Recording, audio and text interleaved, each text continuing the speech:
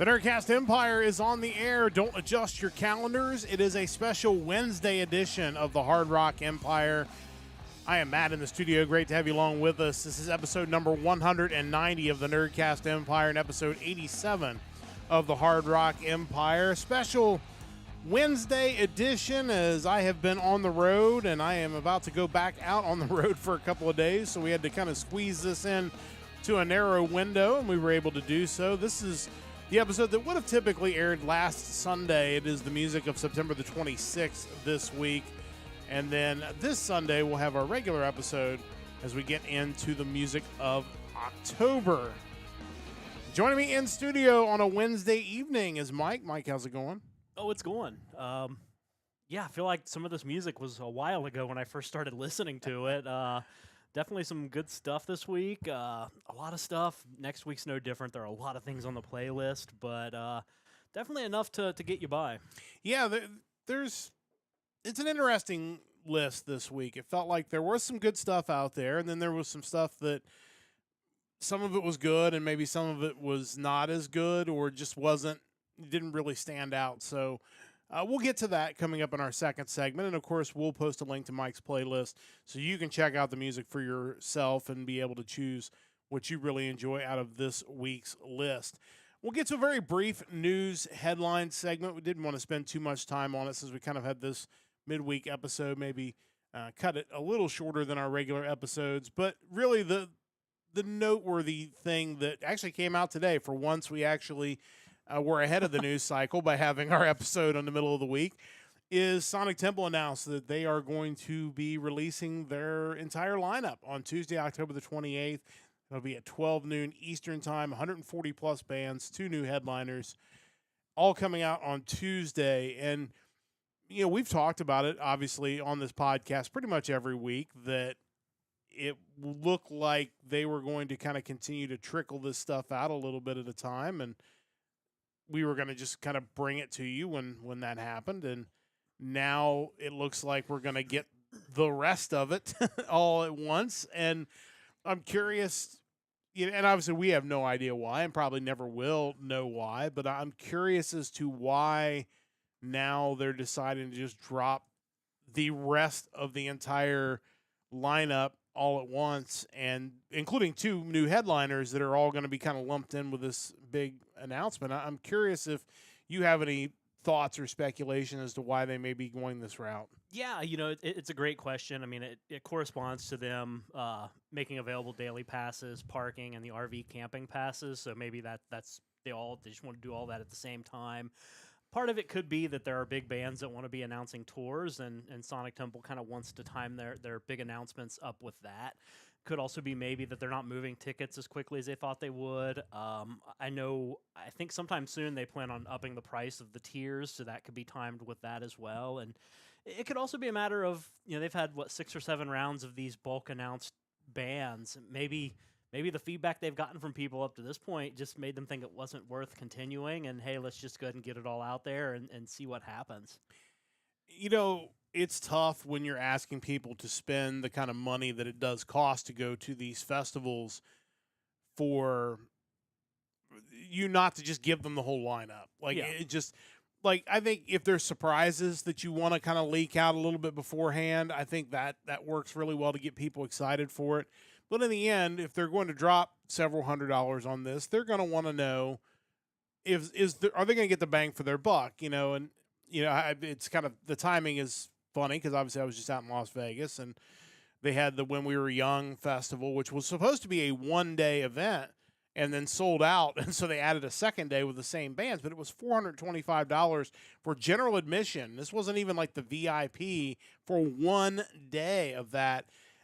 I'm pretty sure that that's very much in line with what you could pay to see 4 days of Sonic Temple. So it's still, by that margin, a value in a lot of ways. Yeah, at the end of the day, if you like heavy music, it would be impossible to not get a value out of a Sonic Temple pass. It's impossible. I had to look it up because I wasn't really aware of the lineup for the When We Were Young festival. And honestly, The headliners, I get why they're headliners to some people. Blink 182, I'd probably put at that level. Panic at the Disco, probably not so much. They seem like the band that would be the second or third on the main stage, in my opinion. They had some decent bands on kind of the undercard. Bad Religion, The Offspring, Weezer.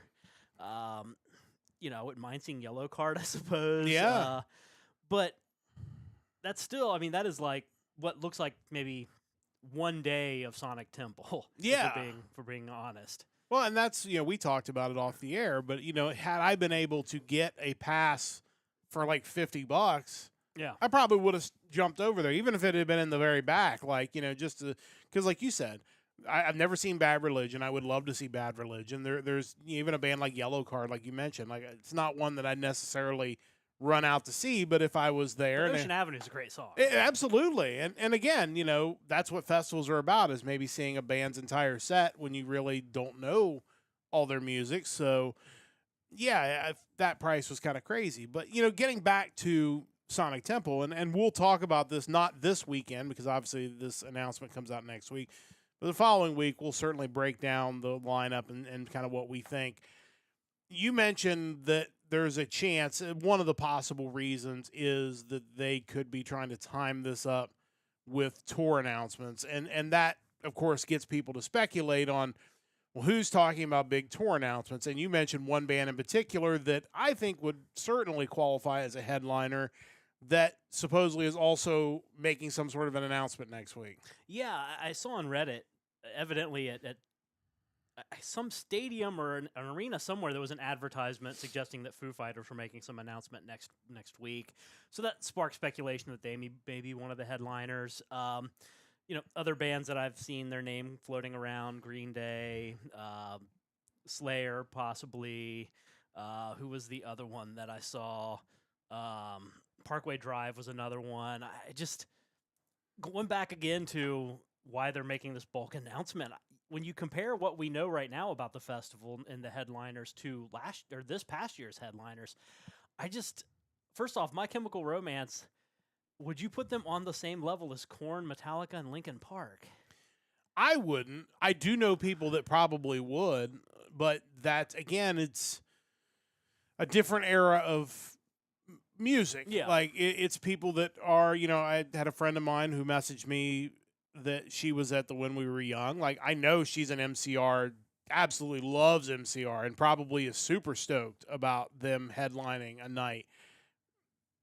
It's tough because, to me, Metallica is kind of on an island by themselves. Very few bands are at that level Yeah. that are still current and touring. Yeah, there are very few bands that are ever going to play Sonic Temple that's going to... So you almost have to remove them from the picture. Like, to some fans, could you put MCR and Korn side by side and say... And again, we're not judging like record sales or anything, but like emotional feeling, like possibly, yeah. Depending on what type of music you're into, obviously you have the emo side, and Korn a little bit harder, obviously. I feel like they both catered to kind of the outcasts of said generations. So yeah, I could see it in that regard. So I think that would be how you would have to look at it. I think if you want to try to apples and oranges that and make it look like a comparison, Foo Fighters to me is as close as you're going to get to a Metallica level headliner. Yeah. Beyond that, I'm curious to see where they go with it. I'm really more curious about the undercard bands because we've talked about it ad nauseum, and we won't rehash it out here on this episode. But where's the power metal? Where's new wave of British heavy metal? Where's there's all these bands we talk about each and every week. Maybe not them specifically, but their type of music that would fit on a stage.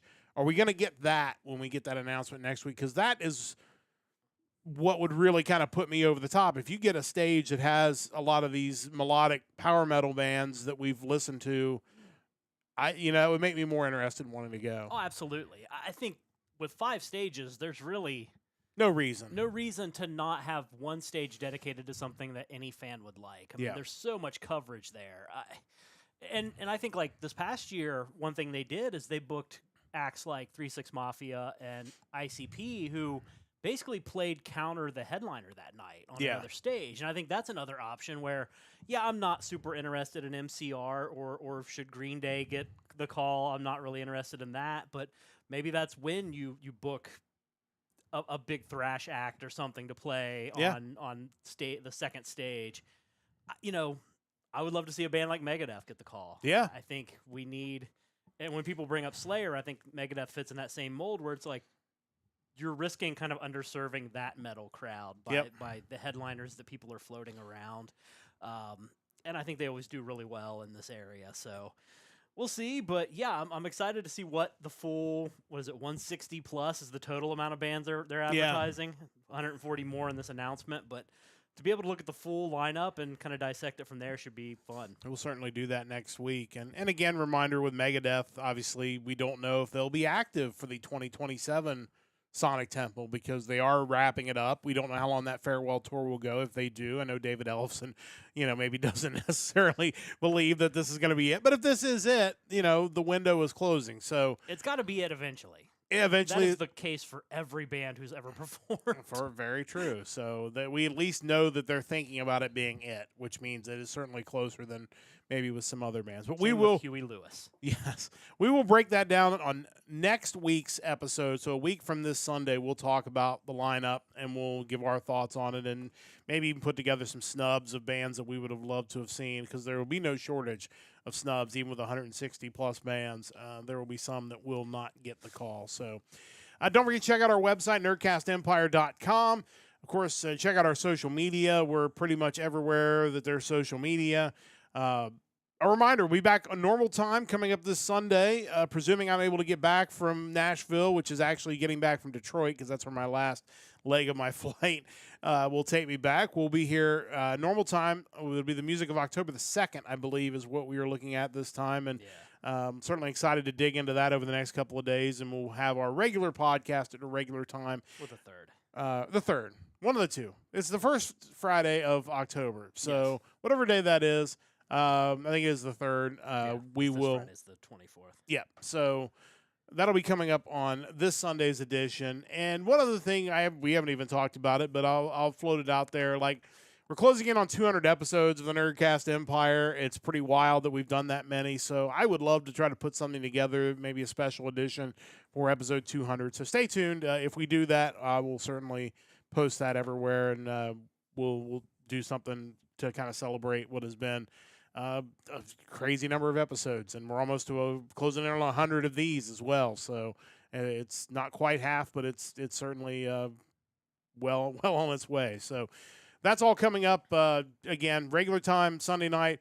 Reminder: I believe this will be the last episode. I'll double check that. I'm trying to do the math in my head. I believe it'll be the last episode before the time change. So if you are listening outside of the U.S., your time when you get to hear the Hard Rock Empire will change by an hour. So we'll remind you about that coming up on Sunday. But it's time to get to the new music. Go through the whole thing as we always do. Mike goes through each week. He will put together a playlist of music based on the new releases on a given date. The given date in this case is September the 26th. Once he does that, he goes through and ranks everything, and then I go through after that, and we each pick 2 new albums to spotlight on this podcast, and the playlist is posted in each of the chats. Also a good time to remind you to join our Discord while I'm posting things in the chat, so I will do that as well. But we'll go through and we'll each choose 2 new albums to pick. And again, interesting week this week. Certainly, I never want to say a week is bad, because, I mean, we've had some weeks that have been only bad because there have been like 20 albums released. So it's like you just don't have anything to choose from. It was just, this week had some interesting sounds. Some of the albums were good in places, but maybe not good all the way through.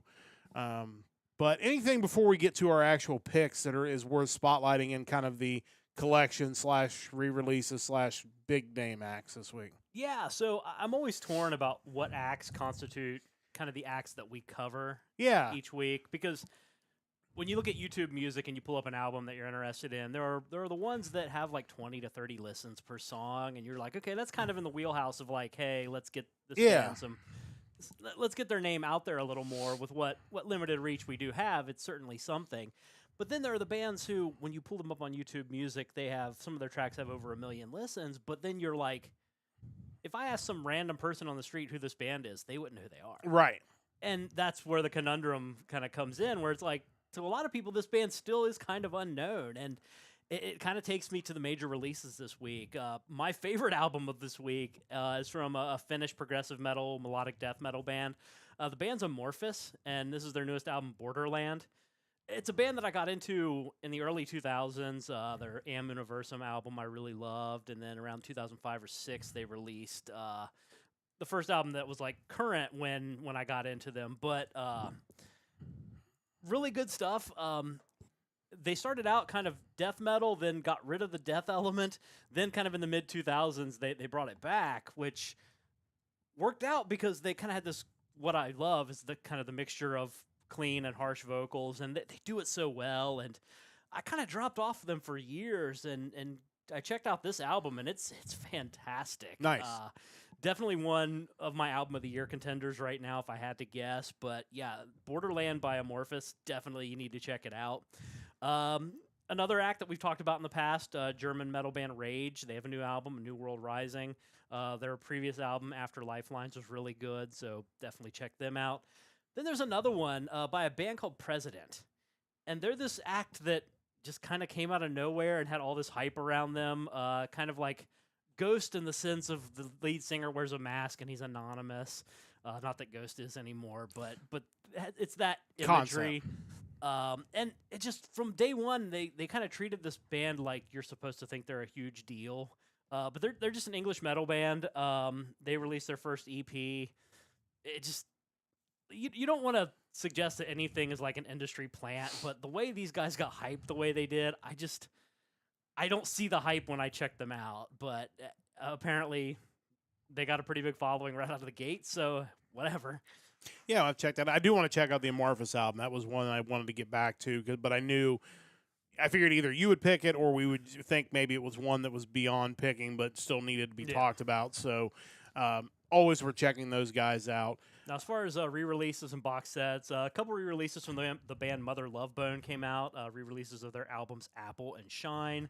Then also Scorpions released From the First Sting, a new greatest hits collection featuring their biggest hits from 1972 to 2022, which, man, that's a lot of years, 50 of them. I checked it out. It looks cool, but, man, Scorpions are such a great band. You just can't. You can't sum it all up in one greatest hits collection. No. You just can't. No, for sure. I mean, if you're looking to get into the Scorpions, it's a great place to start. But, yeah, it's only opening the door to their greatness over the years. And if you get a chance to see them, still encourage it. We saw them a couple years ago. They still are amazing, and it's definitely worth checking those guys out. But before we get to the new stuff this week, did want to shout out Airborne. Oh, yeah. A band that I believe you picked, was it last week? Or I think it was last week, on last week's edition, which was actually a week and a half ago. But I'm going to say last week. So long ago. But shout out to those guys. They shared our post on social media, which is, as I always say, like, just the act of doing that is a huge help to us, just to expand our reach so that we can get the word out about the music. And just really cool to hear from those guys. Yeah, their album Lizard Secrets Part 3, Utopia. Now I definitely have to go back and listen to Part 1 and 2. Yes. Which won't be a problem. I really enjoyed their newest album. But, yeah, always really cool. And you know, remind you why it's so cool to find this stuff and talk about it. Because, you know, people are noticing. Even if it's not a large amount of people yet, they're out there. Yeah, which we really appreciate anybody that checks us out, whether live or on the VOD, or, you know, these bands that do reach out to us. We're very grateful for that, and we love doing it. We love music, and that's what allows us to just keep churning away at this and closing in on, as I said, 200 overall episodes. But with all that said, all the pomp and circumstance out of the way, it is time to get to the new picks for this week. And Mike, you're going to kick us off with your first pick. Yeah, so for my first pick this week, this one kind of came to me pretty quickly. I really dug the track on the playlist, and the album itself certainly didn't disappoint. It's the debut full-length studio album from this London, UK thrash metal band. They are Wargrave, and the album is Free Will. Yeah, this is one on my list of albums to get back to this week. I really dug the playlist track, and definitely interested in hearing more about the full album. Yeah, so they formed in 2021. The band consists of Charlie Gossett on bass, Steve Brill on drums, Trent Powell on guitars, Stuart Lane on guitars and backing vocals, and Roman Kantok on vocals. Metal Archives has former band listings for a lot of these members going back as late as like the late 2000s, but nothing overly extensive. So kind of cool to see these guys up and doing this together. They've had prior singles and an EP in 2024, but even taking that into account, I'm still amazed at how great this album sounded. You just think these guys have been in a band together for 4 years. How do they sound so cohesive, and the production just sounds so good? After giving it a listen, I read the review on the album on Dead Rhetoric, and what was said there really mirrored my thoughts as I was listening to it, and it basically said, we know that sooner or later a lot of the old guard will fade away into the sunset, the Archives remaining a discography that's legendary, but for heavy metal to thrive and survive, new blood needs to be molded and supported. Wargrave with this record, Free Will, should be in that list of ones to watch category. Not just to infiltrate their UK scene, but to grab a strong following in all parts of the globe. And yeah, I couldn't agree more to that with that, I should say. And that's kind of a sentiment that we get back to week in and week out, where I'm not necessarily a big modern metal fan. I think there's still very much a place for music that doesn't fall into a lot of those modern tropes that you hear. And, you know, I mentioned like the President EP that came out. It's just, that's not really my style. So when there are bands that come out that have this fresh but classic sound, you got to get behind it and support it. And I hope these guys really, really take off from here. Standout tracks on the album include the title track Free Will, Break These Chains, Light 'Em Up, Only Here and Now, and the track that I picked to listen to, Rise of the Titans. Check these guys out now. This is Wargrave with their new album Free Will. This is the 7th track off of that album, Rise of the Titans. Let's listen to a little bit of that now. The fire will prevail in every corner of this world. The might and strength will reign. This is the time to get what we deserve. The Titans rise. Titans rise again.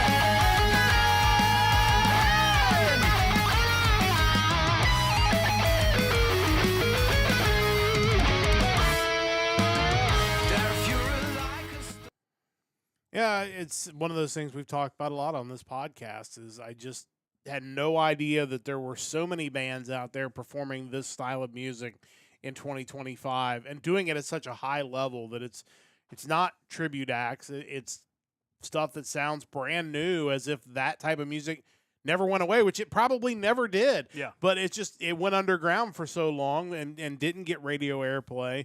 Then now when you hear bands doing it, it's like it sounds fresh, even though it's something that has its roots based in a different time and place. But like I said, really dug the playlist track here. These guys have a very bright future ahead.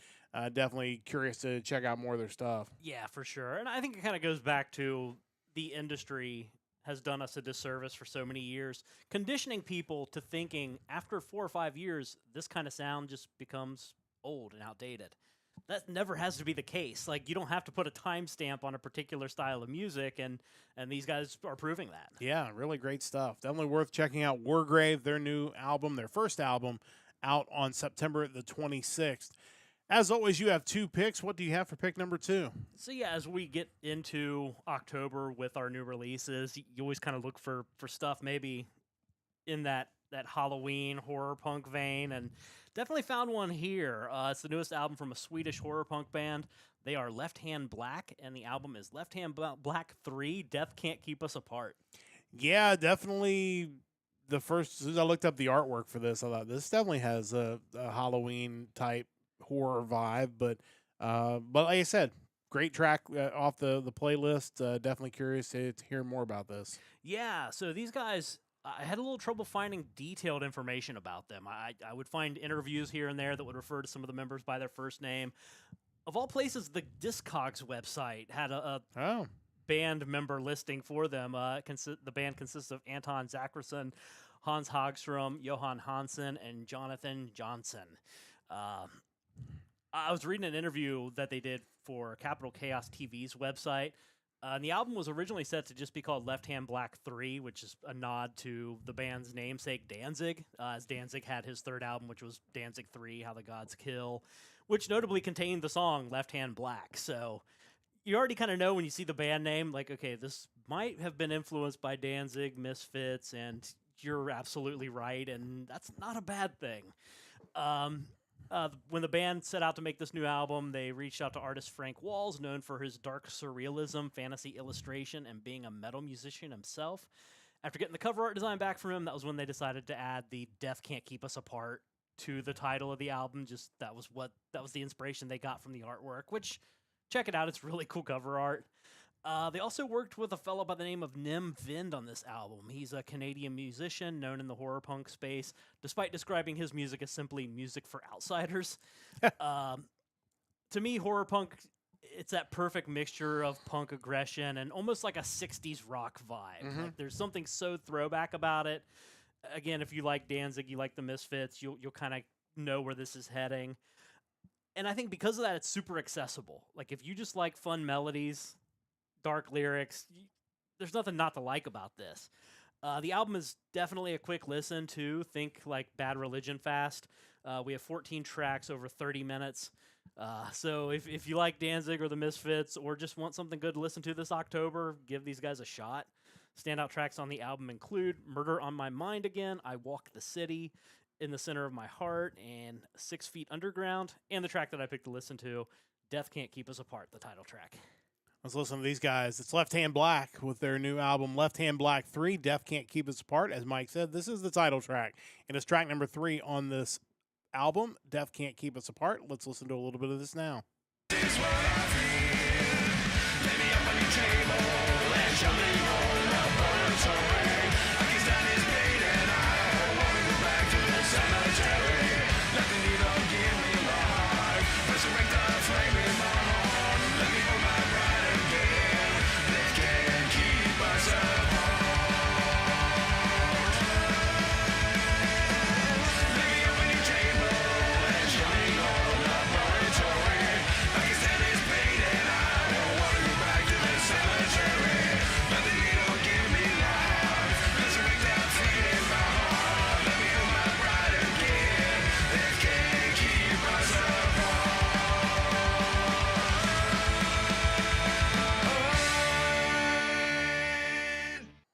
So these punk songs just go right to the end. Just play the whole thing. Like it was very short. The one thing I don't understand is why more styles of rock music didn't embrace the like 1.5 to 3 minute song length. Like, Yeah. I get like why progressive didn't. Obviously, that's the other end of the spectrum where it's like, let's see if we can make a 47-minute song. Like, I think there's something to be said for get in, get your song across, and get out. Like, it's what has always fascinated me with Bad Religion is that, like you said, it's a short song, it's catchy, it's in and out, and then you're on to the next song, and it just keeps the album moving. I mean, you listen to the thing, and it's, oh, this album's over now. Like, that was a lot of songs in a very short period of time, but I think, especially for this style of music, it has always worked really well because it doesn't overstay its welcome. Yeah, it gets in, makes its point, gets out. I think nowadays when maybe the hope of radio play isn't really a thing anymore, it makes more sense to go that shorter route. I could see maybe bands wanting to at least get to 3.5 minutes when they thought they could make the radio, but not really. You don't hear a lot of horror punk on terrestrial radio. Well, and the closer you keep it to a minute, the better chance like TikTok might pick it up. That's and, really the new audience. Yeah, and then these songs that hit big there, and why not? Like they don't have to edit it; it's just throw the whole thing up there. And to me, just given the popularity of Halloween, just in general, especially online, I feel like it's kind of gotten even bigger and grew even more legs over the years. I feel like the style of music should be kind of a bigger deal online. Yeah, I would agree with that. But this is a great option for Halloween right around the corner. So, overall, just good for any time of the year. But definitely check out Left Hand Black. Really entertaining stuff from them. I have 2 albums as well, and kind of my theme of my 2 albums this week is your mileage may vary, and the reason, and it'll become pretty clear when I play the tracks, is that both of these bands have a very unique style. Some people like the style, some people maybe don't like it as well. I think both these bands are really good, and they did a really nice job with these albums, and I really enjoyed them, but they do have a distinctive sound about them that some people may not get into, and that's true of a lot of songs that are on the playlist each and every week. But I just want to throw that out there because this first one in particular is a style that a lot of weeks I will listen like, oh, that's fine, and kind of move it aside. But I thought these guys did it well enough that it merited kind of, putting this album out there for everybody this week. So my first pick is a melodic power metal band from Hamburg, Germany. It is Terra Atlantica with their new album, Oceans. I think the first thing before I even get into the talk about this album is that obviously you should check out Mike's playlist, but you should go to this track off of this playlist, which we're going to hear a bit of in a minute, and watch the video, because to me it was a very entertaining video, and as we've talked about, that's a sure way to get one of our attentions if the video is fun. Yeah. And they put work into it, and these guys did that. This band was founded in 2014. This is their 4th full-length album. The band is Tristan Harders on vocal and guitar, Nico Hauschilt on drums and backing vocals, David Wiezorek on guitars and backing vocals, and Julian Prüfer on bass and backing vocals. Apologies to both bands. We have a band from Germany and a band from Iceland, so I will do my best with their names. If you're not a fan of the thematic, over-the-top melodic power metal, this one might not be up your alley. I just think these guys did it really well, which is kind of what makes them stand out above a lot of the Viking metal that we get, because to me it's kind of along those same lines of you're going to, most cases, let's get our axes and go into war. These guys are like, let's get on a submarine and go into war. Same feeling, same vibe, different way to go about it. Angry Metal Guys reviewer was not a fan. Said it reminded him of a metalized the Muppet Treasure Island soundtrack. To me, that doesn't sound like a bad idea. Right. Like, I don't know that that's necessarily a criticism. And again, my point with this is, not everybody's a fan of every type of metal. I thought this was a lot of fun. The video for the song we're going to listen to was a lot of fun. And really, some weeks, like, that's what I'm looking for. Is it well done? Is it catchy? Is it fun? And that's what kind of drew me back to this. After I listened to a lot of albums this week, and I kind of kept coming back to this one. So I really enjoyed it. And again, if you're a fan of this type of music, I think you're going to dig it as well. Standout tracks, and you'll get the theme pretty quickly, include Hoist the Sail, Caribbean Shores, Through the Water and the Waves, and the track we're going to listen to on the podcast is Land of Submarines. Check these guys out, Terra Atlantica, with their new album, Oceans. This is the 8th track off of this album, Land of Submarines. Let's listen to a little bit of that now. Stingrays out run aside. They jumped into the fight and set the torpedoes ablaze. Diving deeper, sinking further, reaching out so far beyond the shores. Deeper, diving deeper to the land of submarines. Descend into the waves and leave your worried mind at ease. Down in the black, our hopes coming back. Relentless, we rise up once more from the land of submarines.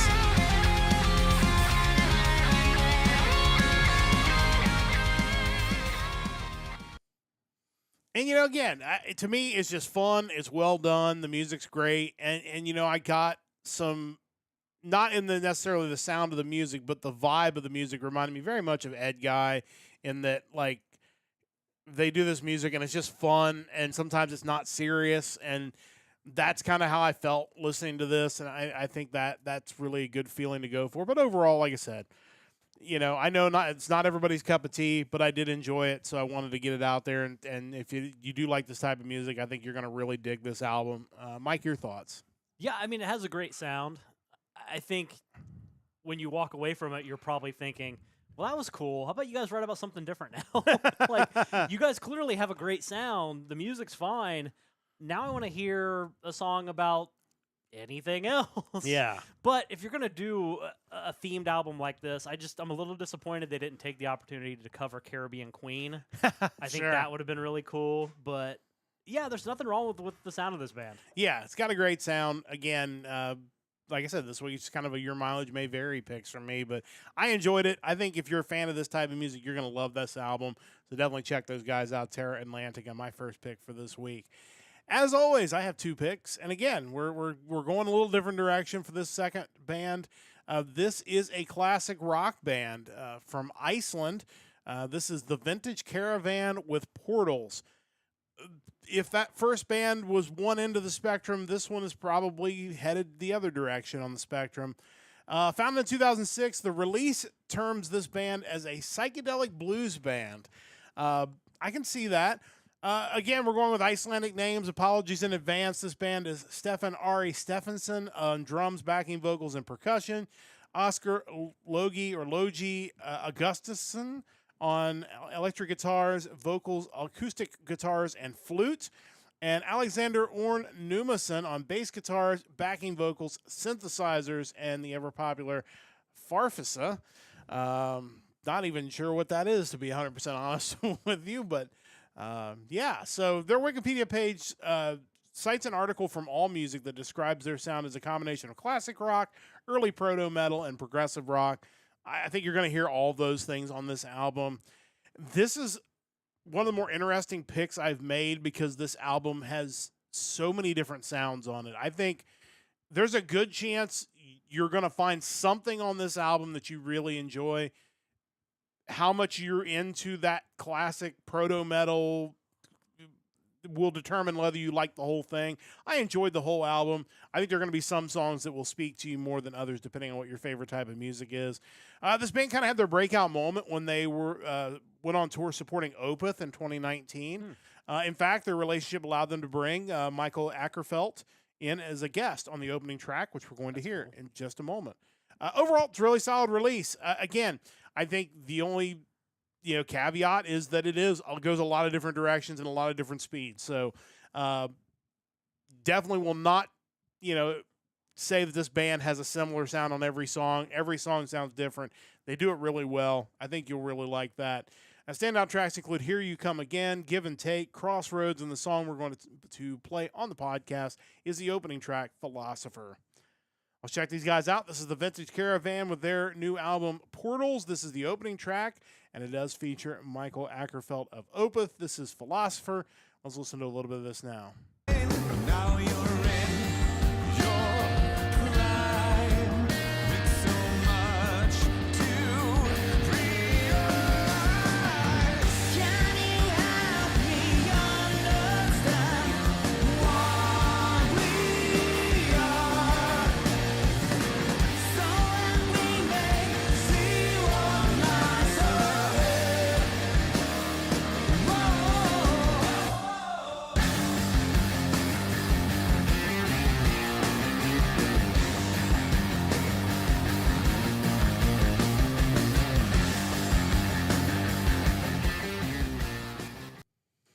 But yeah, just kind of night and day different from the first pick. But, again, I think it's really well done, and it is very diverse, which I credit bands when they're able to release an album that has so many different sounds on there. I think that's really shows the musicianship involved with these guys, but definitely different for sure. Mike, your thoughts on the Vintage Caravan? Yeah, I thought this was one of the more interesting albums this week.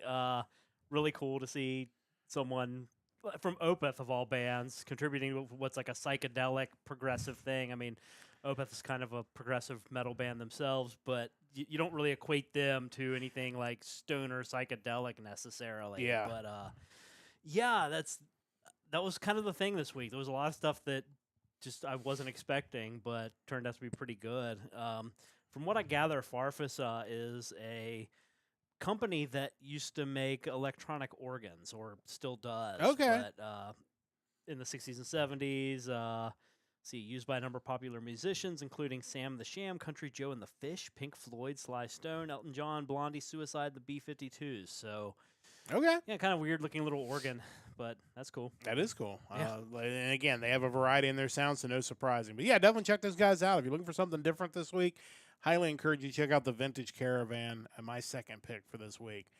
That takes care of our new music. It's time to head into the vault, where Mike and I will each give you a classic album to check out. Mike is traveling the world in search of metal in places where you might not expect there to be metal, and he has been on quite the journey already, just a few weeks into this journey, but I think maybe got to a place where there were some more options this week. So let's talk a little bit about where you are and maybe a little bit about where you've been in the vault. Yeah, so I've been all over the place, and it's been a challenge from time to time. I don't think I logged. Let's see. Yeah, so the week before we were in the Ukraine, which was fairly easy. Turkmenistan before that, which was not, as was Vietnam, Uganda, and that Israel, and then we started out in Namibia back on the Music of 815 episode. So it's been a journey. This week we kind of lucked into Faroe Islands, which didn't have a huge selection. It's not a very large place, but it definitely gave me options. Looking at metal archives for the Faroe Islands, there were 15 bands that showed up, 11 of which are active, 4 that are listed as split up. You know, we previously featured a band from Faroe Islands, the band Tyr, and their 2024 album Battle Ballads. They're not they're on the metal archives, but they're listed as being from Denmark and previously from Faroe Islands. What I didn't realize is that Faroe Islands are actually part of the Kingdom of Denmark. Like, Oh, that's okay. all that them and Greenland both, I believe, are all kind of under that dominion. So Are they near Denmark? they're pretty close. I'll point it out on a map. So yeah, kind of breaking down the bands. There were 4 with the black metal tag, no power metal bands, 2 bands that were considered progressive, 5 thrash, and 7 death. So one of the first bands I saw on the list was listed just as thrash metal and no other tag. So I thought, hey, they're active. This could be a pretty easy pick, and I wasn't disappointed. The band I ended up going with, it's their second full-length album. They are Asyllex, and the album is Ephemeros. Anytime that you give me one of these and I can find the album art within like 5 seconds, I feel really good about the pick, because that means they're probably, 1, still active, and 2, have done something recent enough that I can find the actual high-quality artwork of these guys. So I had a feeling you might have struck gold a little bit with these guys. Yeah, the second I pulled this up, I'm like, okay, we're getting somewhere. I think this is going to work out. And pretty good album, not going to lie. The band formed in 2013. They consist of Finner Nielsen on bass, Bogey Peterson on drums, Hans Hammer on guitars and vocals, Andrew Jakobsen on guitars and backing vocals, and Luka Radoslavjevic on guitars.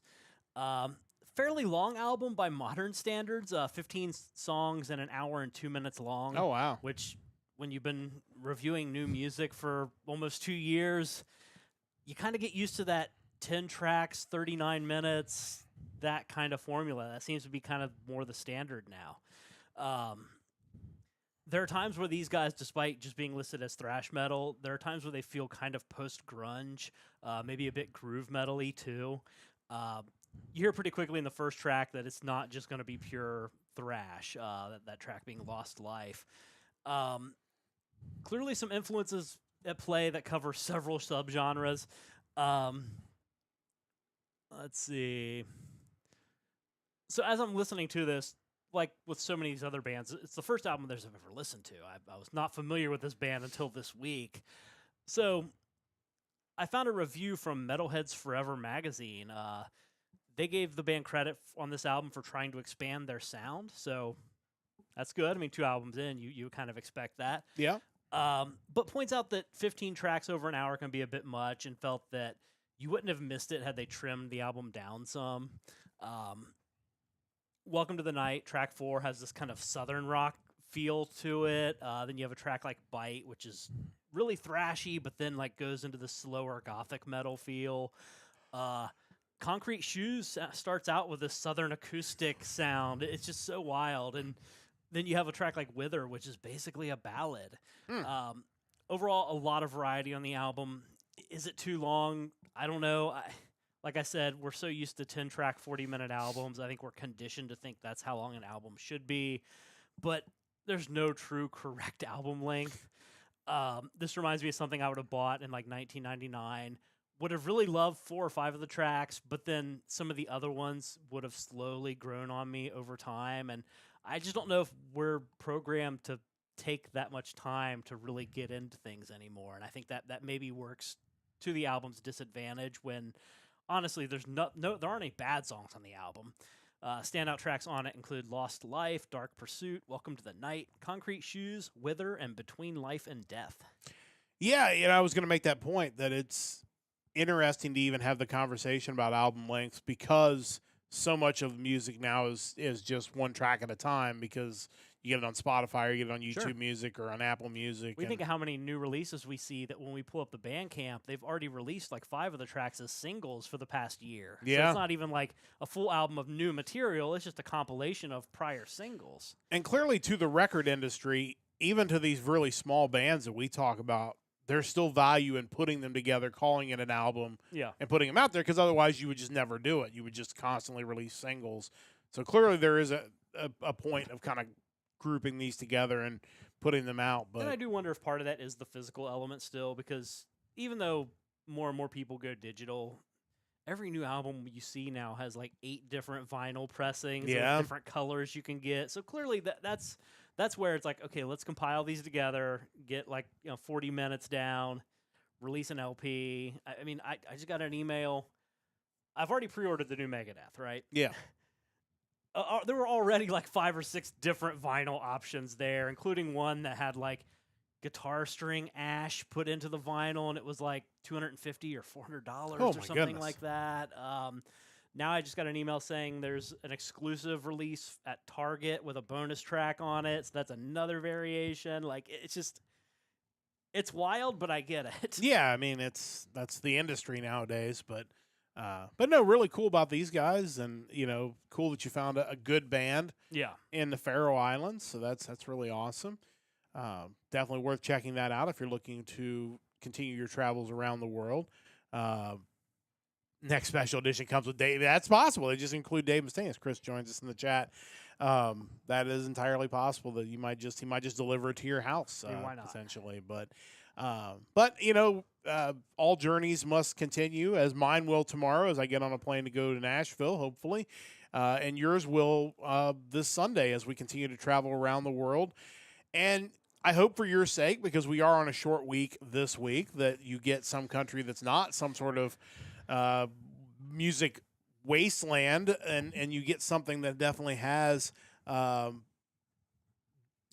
something more than just 1 or 2 choices. But it is time to go to the random country generator and figure out where you're headed next. The fun thing is, and I just thought about this, every 7 or so weeks we should go where in the world is Carmen Sandiego, and I have to like point where on the map each of these countries are.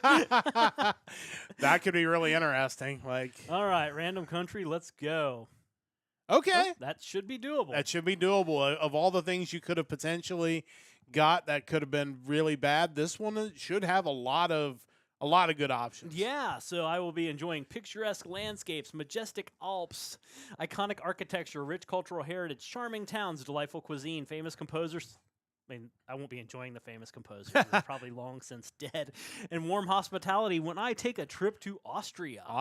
So, yeah, I would imagine there's probably a pretty healthy metal scene in Austria. Probably Austrian Death Machine. They might be from there. It's possible. So, that'll be coming up Sunday. So, be sure to check that out on Sunday. So, that'll be interesting to see what Mike is able to find from Austria. But I am continuing on with my run through the Frontiers albums. We are up to the letter P this week.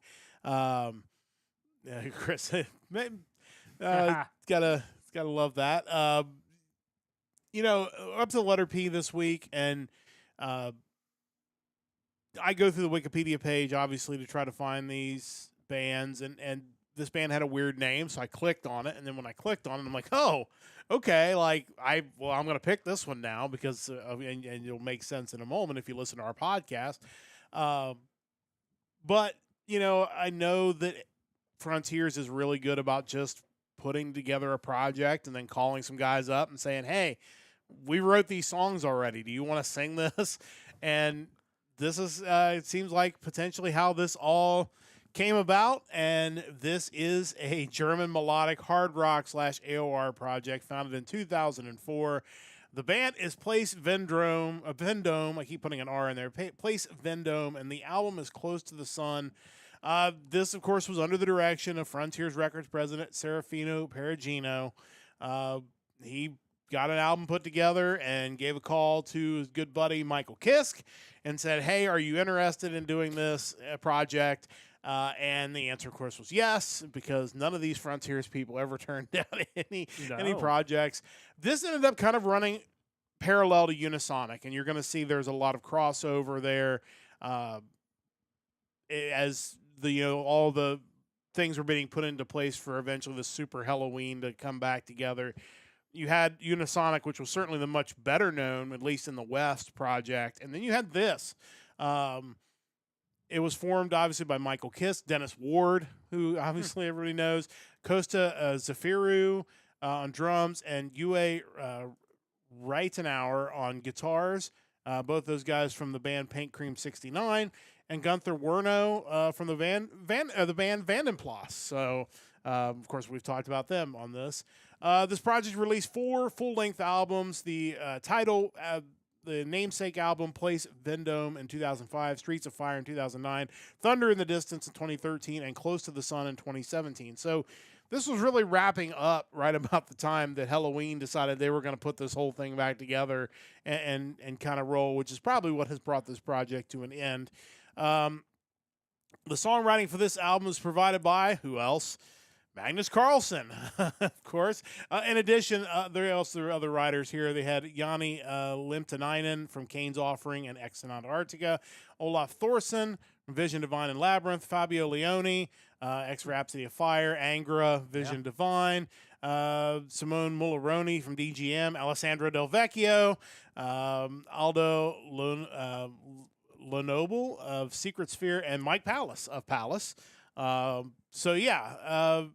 This was the first Place Vendome album to feature guest guitar solos by Gus G. from Fire, Wind, and Ozzy Osbourne, Kai Hansen, again, Mandy Meyer, Crocus, ex-Asia Unisonic, Alfred Kofler of Paint Cream 69, Magnus Carlsen, Simone Mulleroni, and Michael Klein. It was released February 24, 2017, with album art by Stannis W. Decker.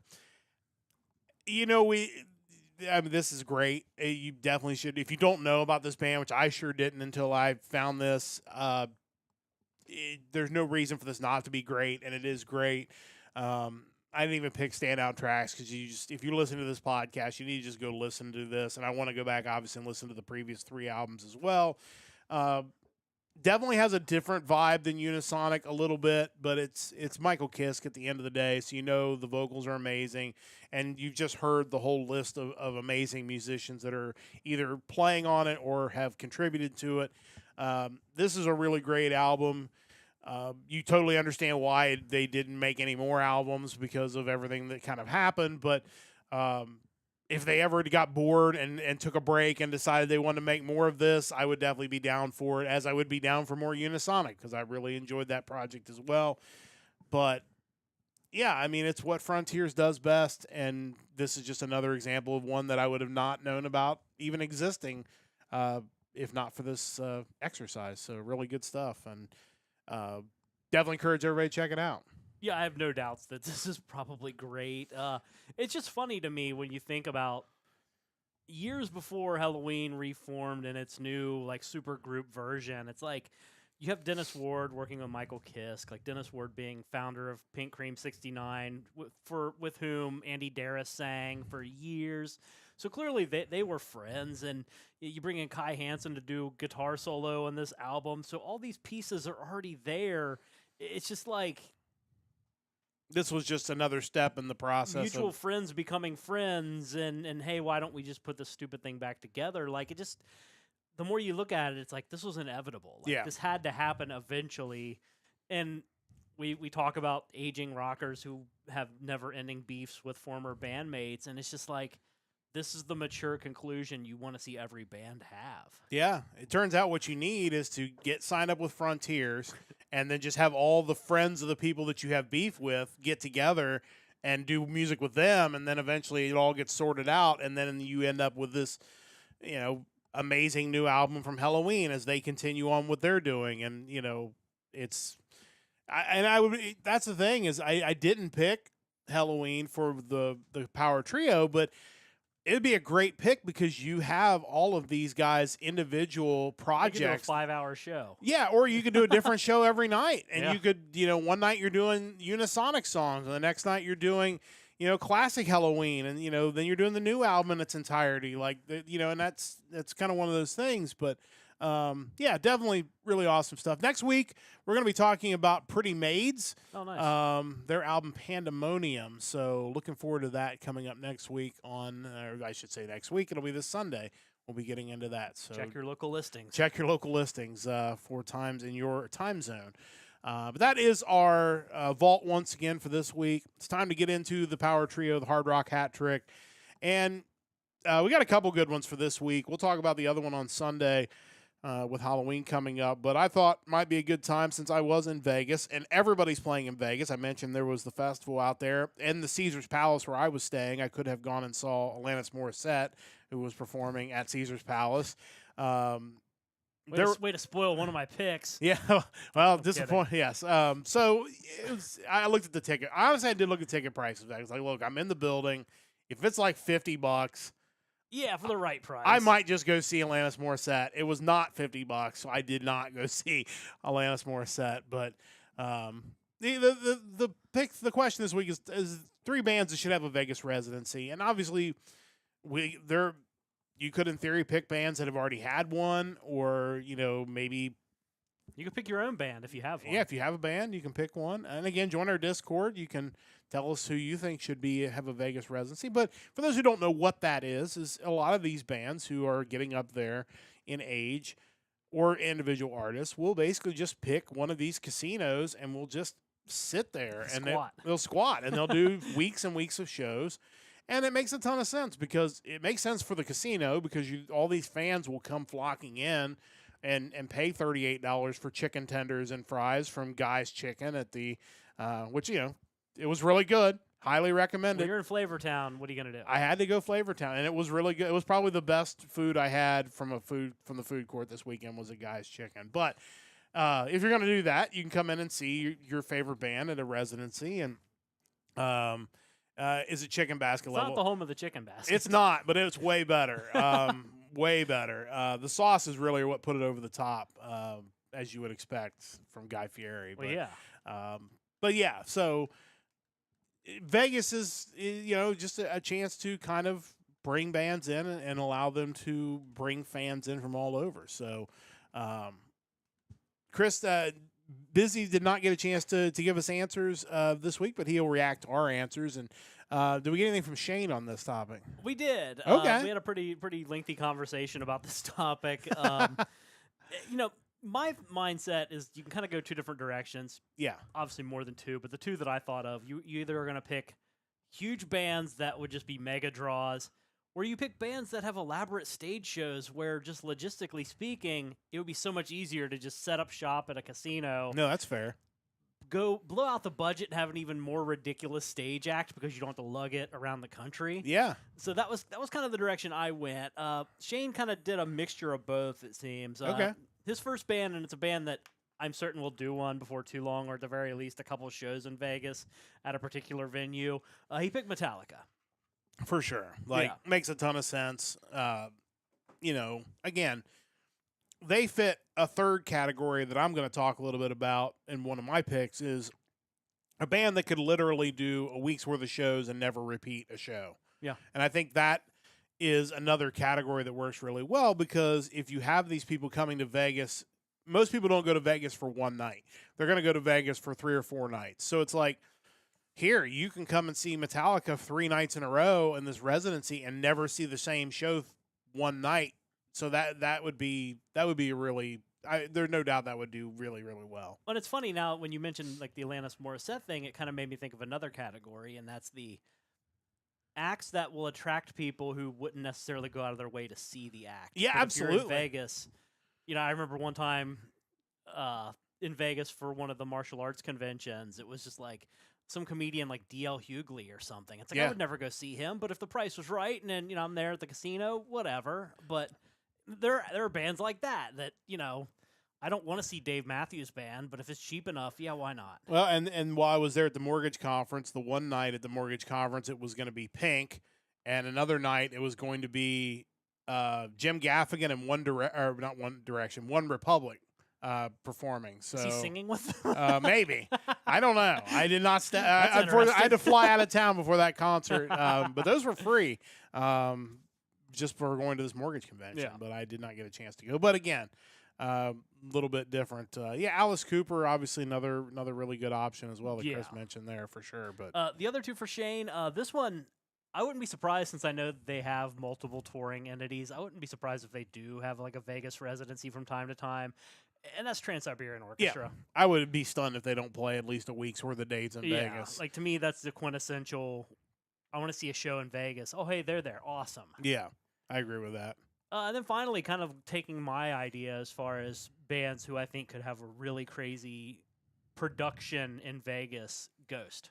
Yeah, and honestly, I'd be shocked if they didn't do something out there as well because, yeah, you could totally go over the top with something like their act. I mean, you might even be able to have multiple lead singers, assuming that Tobias Forge can change his persona multiple times during the show. It's Why Vegas. I mean, you can do anything out there. not? Absolutely. Yeah, it's all really good picks. I think that's really good stuff. What did you have for us? So, like I mentioned, I kind of went with bands that I thought could put on just ridiculous shows if they were in Vegas and not having to tour. Number one on my list, Guar. That was one that came to mind right away. Obviously, you could do all kinds of crazy stuff with. I mean, you could almost go overboard with the special effects. Their show is kind of notoriously low on special effects, but you don't have to be. If you're in Vegas, you could set up these crazy just the effects. ridiculous, you could have like a 50-foot tall Gorgor dinosaur, shooting blood everywhere. There's just so many things you could do. You could, when I think of like the Morality Squad from America Must Be Destroyed, you could have representations of all those characters, and just you could make it so insane. And they're a group who's creative enough to really maximize the Vegas potential, I think. Yeah, 100%.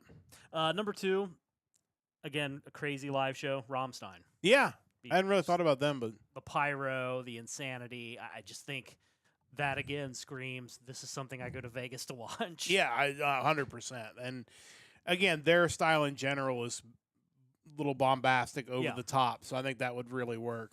Might be dangerous. You might burn down an arena or something, but, it could be cool.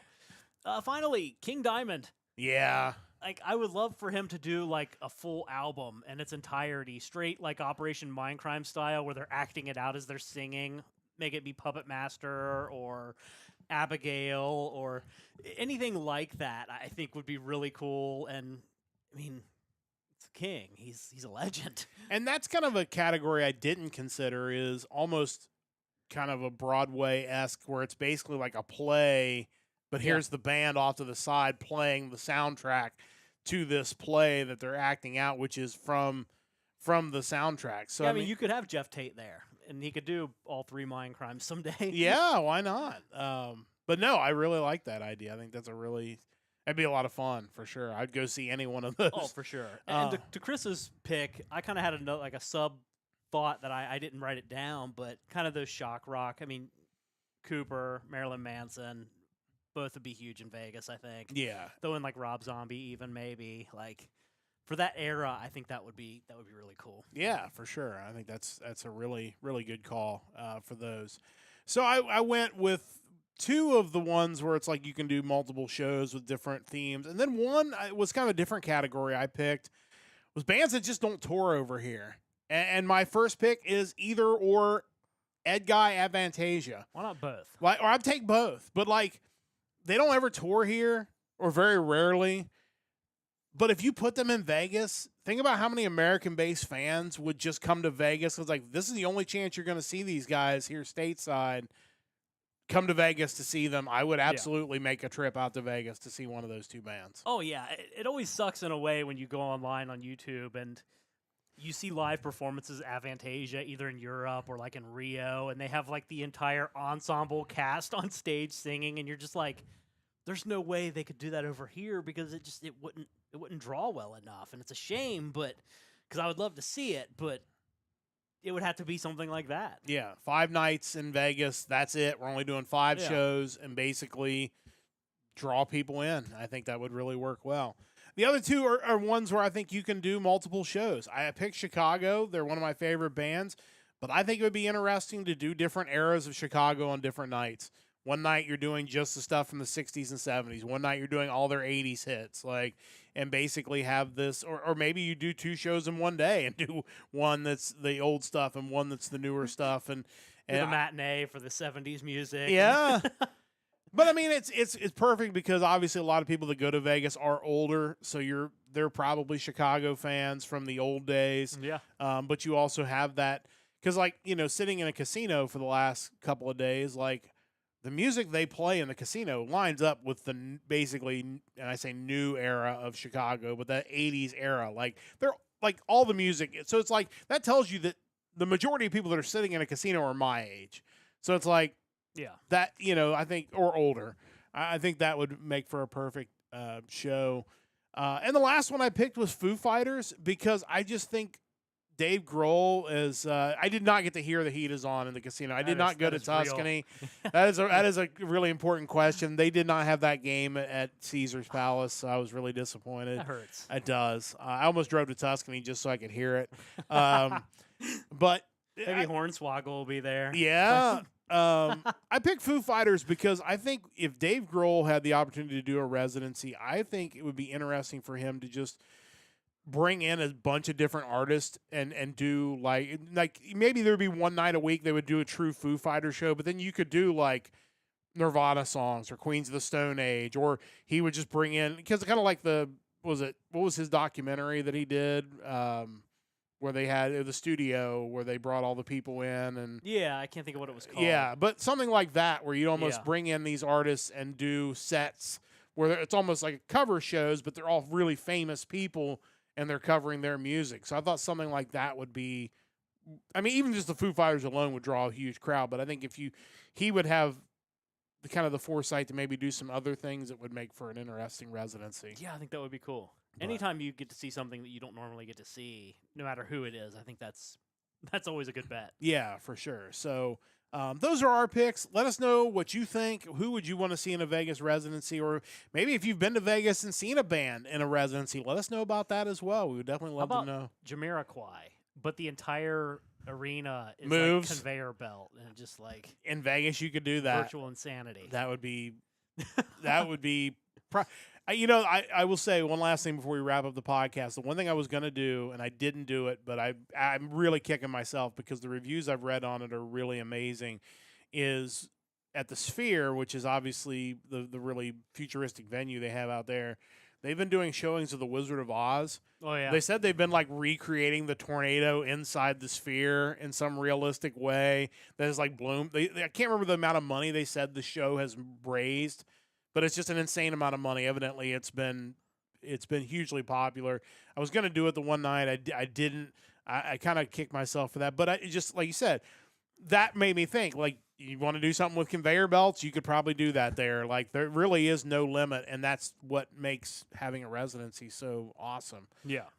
But, yeah, let us know. Join the Discord. Let us know what you think would be an interesting time in Vegas. That's going to wrap things up for our special edition of the Hard Rock Empire. Thank you for joining us on this Wednesday evening or whenever you're joining us.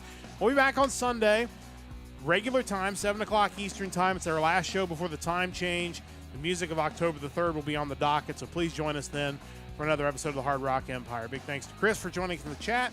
Big thanks to Mike, as always, for putting all this together. Big thanks to Stoveleg Media for their continued support of our podcast. And a big thanks to you for listening wherever you may be listening to us. We'll be back with you again on Sunday night in our regular time slot for another episode of the Hard Rock Empire. Until then, don't forget to join the Empire, the Nerdcast Empire.